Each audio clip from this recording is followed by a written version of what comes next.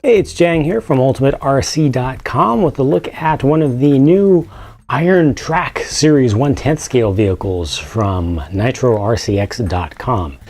And this one in particular is called the Katana. It is the four-wheel drive 1/10 scale stadium truck, or they call it 1/10 scale truggy. Doesn't matter what you call it, it's all the same.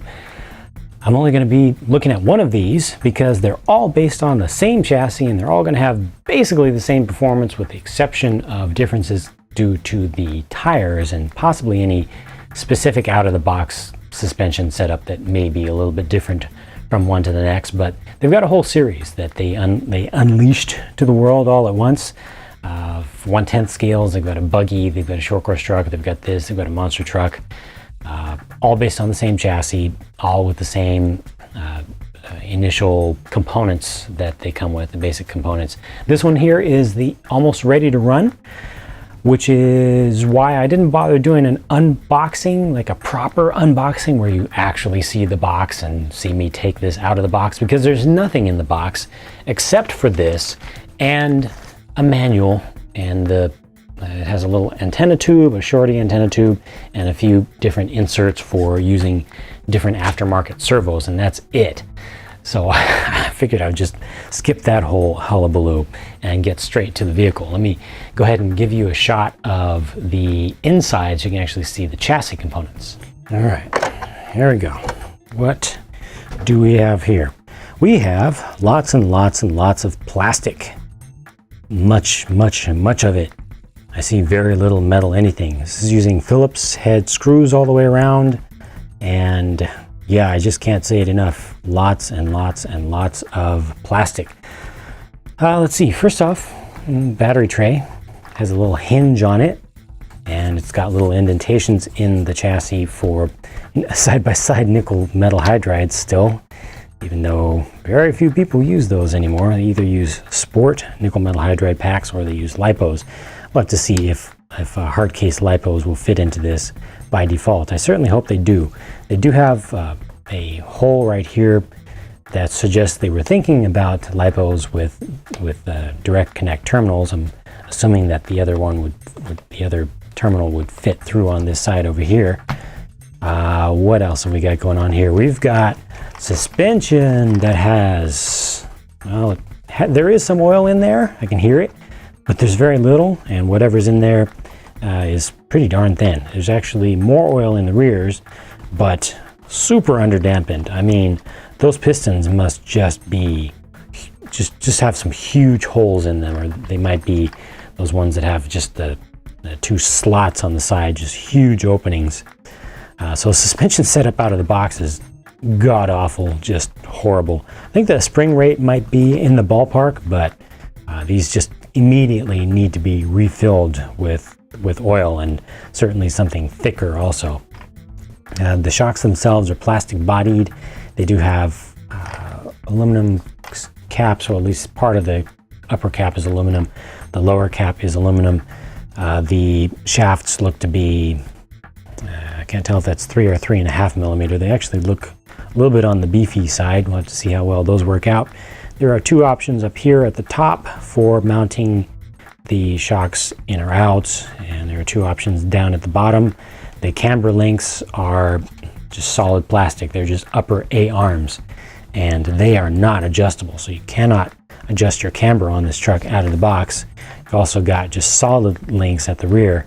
Fairly flexible material, not too bad. It's kind of got a cross section in here to give it a little bit of extra rigidity, so that's not too bad. It's good that they do have some flexibility, so hopefully that'll help with the durability of the vehicle on the whole. Go ahead and turn this. Oh, let's have a look at these. You can see the geometry going on in here. It's one of those over-under kind of hybrid pillow ball sorts of setups. Not a fan of those personally at all, but we'll see how it works out. Looks like this does use 12 millimeter hexes all the way around, so that's good. It does have gear diffs, does have ball bearings all the way around. The center shaft has a lot of covering. There's kind of a tunnel here, although there's an opening on the top where they've got these clips for helping to manage your wire. There's also an opening at the the front there. Looks like it's relatively closed towards the back. Looking on the other side, like I said, this is the almost ready to run version, so no radio equipment included here. Let's see, you've got a pretty cheesy on servo saver setup with the external little spring on it. We'll see how well that works. The servo, let's see, 6006. I want to actually compare that to my 1/8 scale version of these. Thankfully, it's not the same one that comes on the 8th scale version. Looks the same, but it has a different number on it. I'm assuming that the 6 at the end is 6 kilograms per centimeter, and the other one's a 9 kilogram per centimeter. But I'm assuming that this is going to be weaker than the 8th scale one, and the 8th scale one looked to be the same as the Exceed standard one for their RTRs for 8th scale, so this is going to be super weak and super slow. This is a S10C ESC. I don't know what ESC that is. RTR. It says WP, meaning waterproof. There's actually a little indicator showing a droplet, like a water droplet. That would be super cool if this is actually a waterproof ESC. I do see that they've got a little silicone diaphragm over the switch, and the switch does have a set button over here. So that could be a cool thing, although I kind of doubt that the servo is waterproof, but you know, maybe you'll be able to go through some splashes, or if you just put in a proper waterproof servo or waterproof this one yourself, you might actually be able to run this through some actual water. The motor, not sure just what kV rating this motor has on it. I'll have to do some deep digging to find out what kV rating this motor has. It doesn't seem to be listed anywhere, certainly not on the motor, but it's a sensorless motor. I've got little, I believe these are 3.5 millimeter bullet connectors on here. Let's see. No, 4 millimeter. Ooh, fancy, 4 millimeter. This guy, this ESC is not down all the way. What else we got going on here? It's a standard 540 size. You know, it's a 36 by roughly 50-ish millimeter size. I will need to open this up to see what's going on for adjusting motor mesh, because I'm not seeing anything externally. I'm assuming, just from looking at it externally, that there's going to be a cam sort of setup in there where you actually rotate the thing to change your mesh. I am hoping that that is the case. If that is not the case, that will suck, because other than that, I'm not seeing any adjustment for motor mesh. I'm sure it has to have it. Other things on the drive line, we've got dog bones all the way around, front and rear, just regular steel dog bones.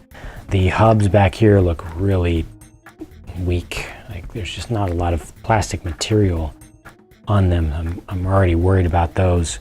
I think it's using 5x10 bearings in the hubs back there, I believe.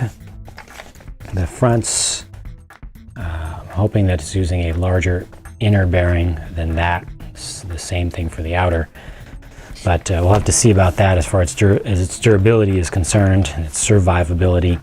The wheels and tires on here, we kind of went with a little bit of a step lug design, but not that much of a step. It's really just the outer lugs. Kind of a hard compound here, guys. You know, it's typical stuff for the cheap RTRs. It's worse than normal RTRs. Well, no, I'd say about par for the course for RTRs, actually.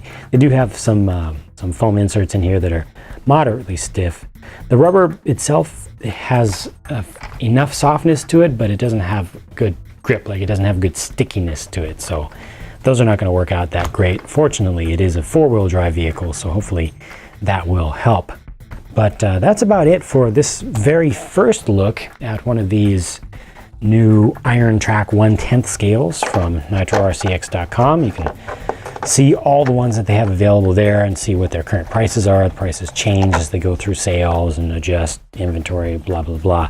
You can just find that out by going to their site. But I will, of course, be testing this thing. I'll try to put it through a relatively quick testing round to get the full review out to you guys soon. While I'm doing that, I will put out the raw driving videos of it with wherever I take it. But other than that, that's it for now. Thanks for watching, and I'll be talking to you again soon.